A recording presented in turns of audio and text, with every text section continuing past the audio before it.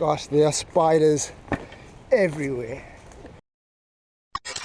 Hey, welcome back again to another Boise's fishing video. We're gonna go fish here at 9 Mile Beach, which is not too far from Richards Bay Central. This is a place that a lot of guys from Richards Bay would know, and we're gonna try this spot. I mean, it's a pretty good spot. I've fished here a couple times before in the past. It's a beautiful day, and it just happens to be my birthday as well. So what you guys could do is you could click that red subscribe button at the bottom, and YouTube will send me a personal happy birthday message from all of you guys watching the channel. Cheers guys, thanks for tuning in. Stick around, let's see if we get some fish. Hey!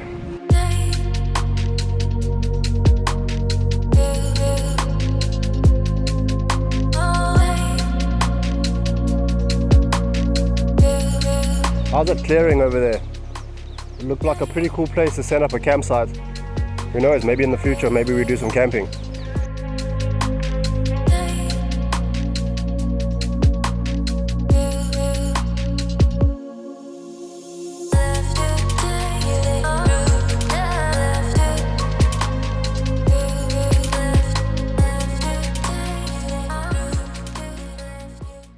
Guys, we've come to a crossroads. It's interesting because I can't really remember. Like I said, I've been here like years ago.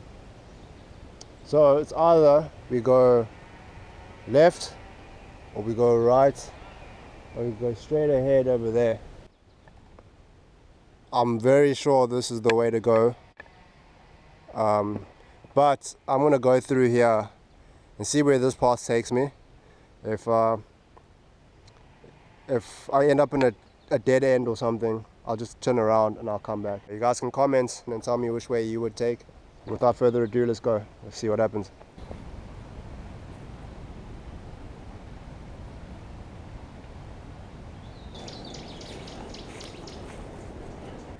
Yo, check out that oak. Serious spider.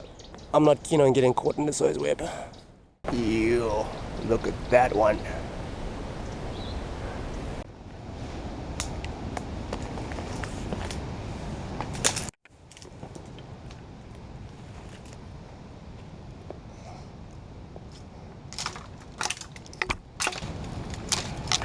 I hear the ocean. Jeez, what a mission. Yo. And we have some fellow anglers on the beach. I don't blame them, it is an awesome day today. I'm so blessed to be here.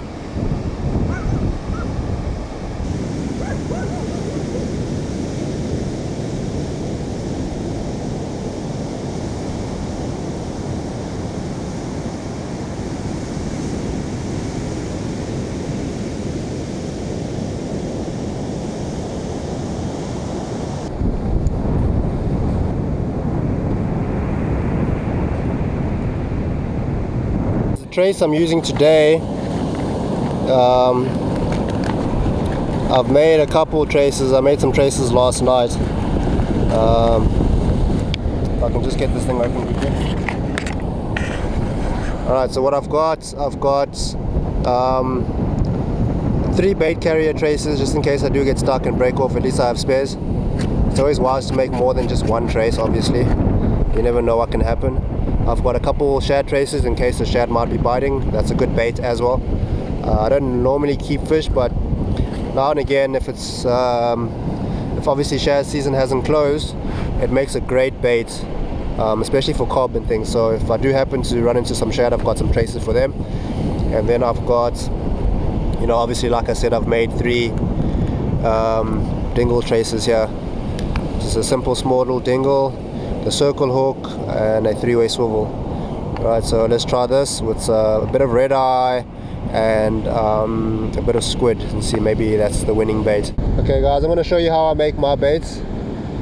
So I cut cutlets of my red eye bait. I flap my squid that I've got here. I'll split that in half. You can use all the stuff on the inside if you want. It actually adds an extra smell in the water, which is great. So I've got my cutlets and I've got my squid. So I'm going to use my cutlets as my base to So you take your carrier, kind of want it more or less the same size of your bait carrier. So then I like these because they've got the barbs, so your bait stays in place quite nicely. Right, and you grab your trusty cotton and you get cracking.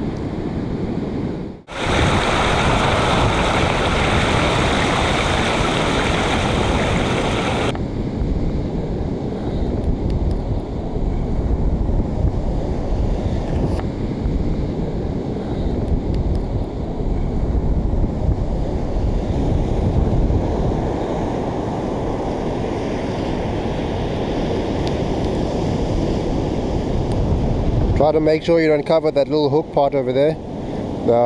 That actually plays an important role when it comes to throwing your bait.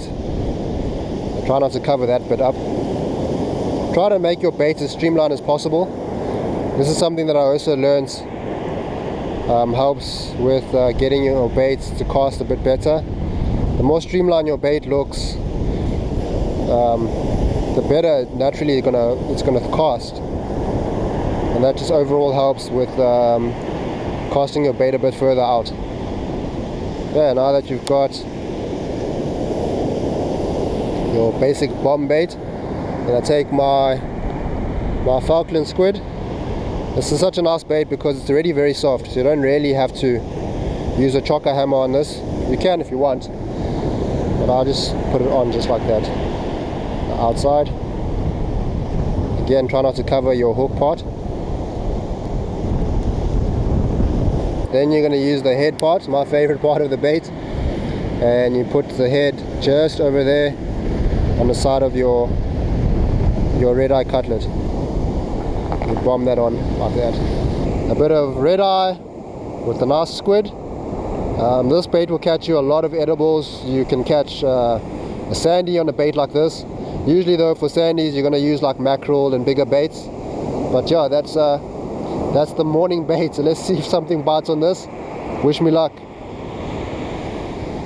So this is basically why you want to leave that little hook part open on your bait carrier, because that is for your sinker. So your sinker simply just clips over here. I don't know if you can see, your sinker just clips in there, and when you cast your bait, that just casts a lot better than having your sinker kind of free like this and your bait's on the one side. But if you pin them together, you cast better, you cast further, because everything kind of is streamlined and it just throws better overall. So what you want to do is you take your bait, you take your sinker, and you hook your sinker onto that little clip over there, just like that. You can open your sinker up a bit if you want. Okay, let's do it.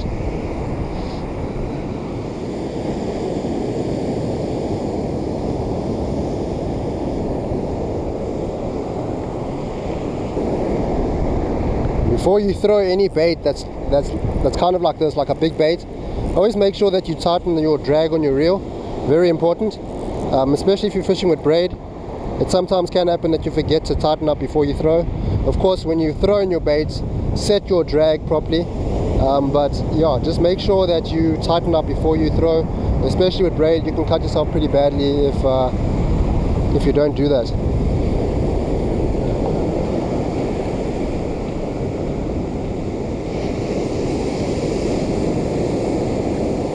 But I guess that's what this is for. Bionic finger. Pretty handy tool. Must also use that. I throw without it. With or without it, to me it's all the same. But just if you're kind of worried, you can use that. That's pretty cool.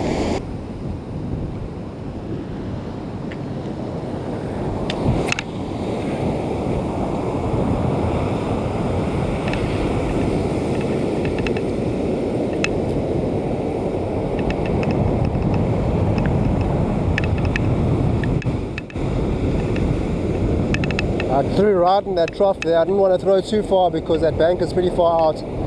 So maybe in the trough, maybe there's a cob. The water seems to be quite dirty. So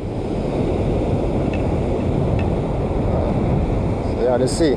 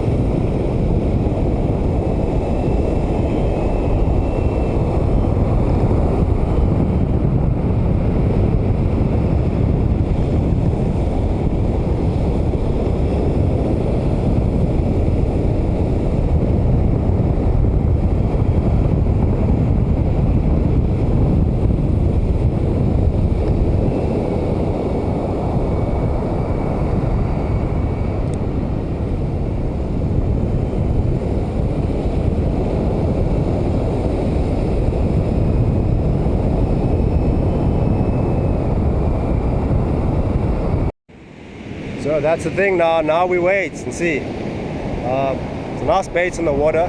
So it's a bigger bait. So generally a bigger bait, you kind of have to wait for the pull. That's the great thing about having a circle on a dingle, is that you don't have to really hold your rod like all the time. So yeah, we're just gonna wait it out a bit. Nothing seems to be happening in the next hour or so, then we make a move somewhere else. But yeah, I'm pretty confident. So I hope it works out for the best, guys. Enjoy.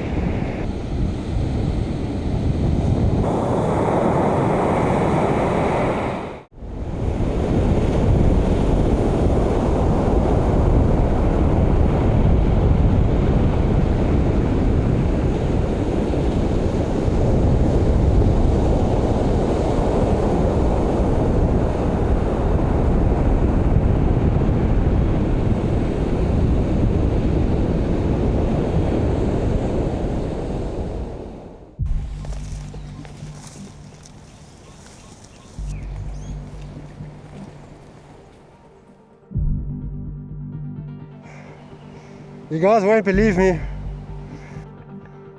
I've been trekking through this forest for I think the past hour. And to get here it took me like, I don't know, 25 minutes. So I think I got seriously lost here. But good news is I've kind of found a way out, I think. And this is like a path that seems pretty used. So I think I'm in the clear. But what a mission. Dodging spiders and yo.